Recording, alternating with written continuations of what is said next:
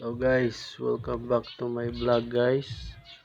So yan guys, may napulot tayo guys kahapon guys, isang LED light. So napulot natin ito sa basura guys. Napulot natin sa basura. So guys, try tayong mag-test. Yan, i-test natin siya. Yan, hindi umilaw. Okay, so plug out tayo. So guys, tune in lang tayo hanggang matapos guys.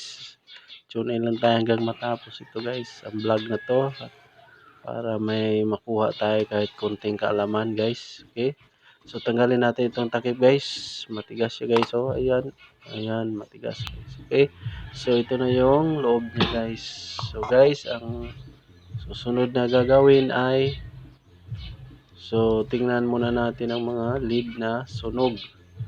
Yung mga lead na sunog, yun yung i-short natin. Okay, so plug in tayo guys, plug in tayo, plug in, yan. Okay, so yan, plug in na tayo, tapos hanap tayo ng pang short. Hanap muna tayo ng pang short guys. Okay, so ito na siya guys. So iso-short natin ang lead, bawat lead isa-isa natin iso-short. Yan, mag-short tayo. So wala, so yusin natin guys. Okay, so mag-short tayo, tuloy tayo sa pag-short hanggang makita natin ang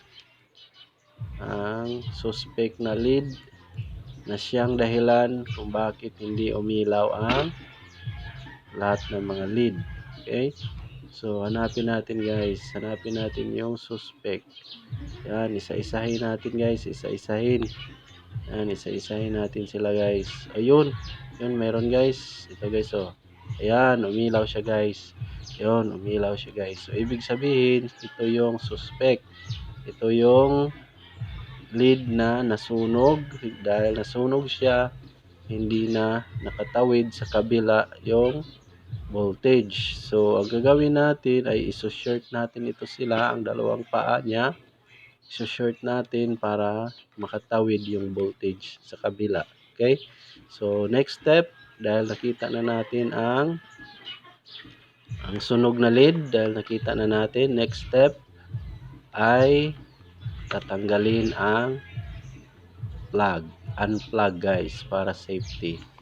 So kailangan talaga yung safety sa lahat ng gagawin natin na may kinalaman sa electricity. Okay, may kinalaman sa electricity, kailangan safety lahat ng ating paggawa. So safety first. So yan guys, tinanggal na natin yung pinaka lead niya, yung kulay dilaw. So tanggalin natin, tinanggal na natin, tapos magso-short tayo. Kuha muna tayo ng lead. Okay guys, so kuha muna tayo ng lead guys. So ito, iso-short na natin siya guys. So guys, habang nagso-short tayo dito guys, kung nagustuhan mo ang video na to, kung sa palagay mo may napulot ka na kahit konting kaalaman, kung hilig mong mag DIY sa bahay, kung hilig mong mag DIY, so ito na yun guys. So konting kaalaman guys.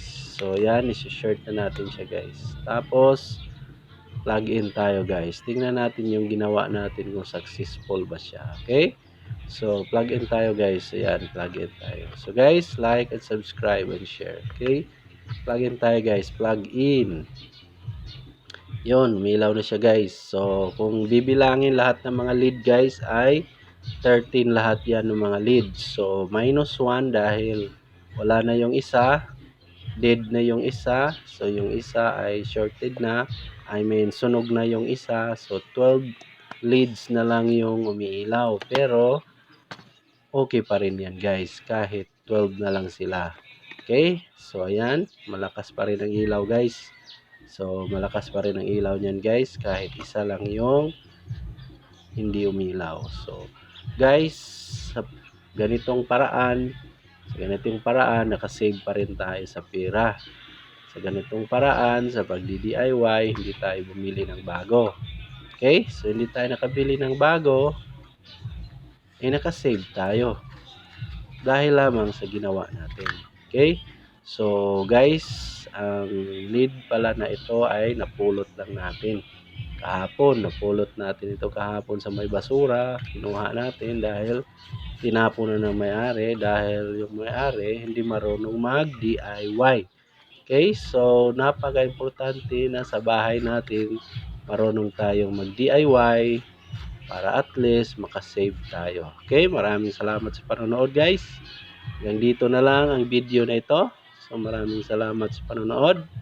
See you sa next vlog. Maraming salamat. Nakasave pa rin tayo. Okay, so see you guys.